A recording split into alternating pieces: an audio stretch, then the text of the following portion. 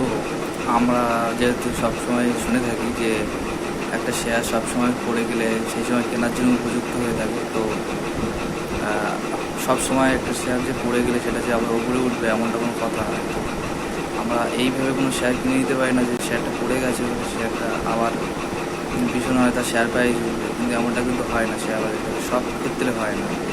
তো যেগুলো ভালো কোম্পানি সেগুলো শেয়ার আগামী দিনে আর কি ভবিষ্যতে হয়তো এই ইকোনমিক এই প্রবলেমটা হয়তো একটা সময় ঠিক হয়ে যাবে, তখন সেই সব ভালো কোম্পানিগুলো শেয়ার কিন্তু উঠতেই থাকে। কিন্তু যেসব কোম্পানিগুলো আমরা না জেনে না বুঝে এদের কথায় শুনে পেনি শেয়ার, যেগুলো 2 টাকা 4 টাকা 10 টাকার শেয়ার, সেগুলোকে আমরা বিনিয়োগ করে থাকি, সেগুলো কিন্তু লস হতে পারে, সেগুলো শেয়ার আগামী দিনে আর নাও উঠতে পারে।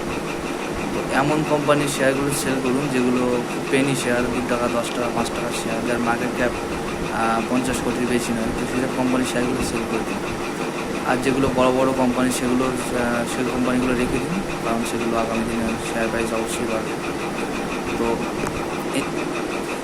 এছাড়া যেসব কোম্পানির ভীষণ বেশি ছিল এবং ভীষণ হারে পড়ে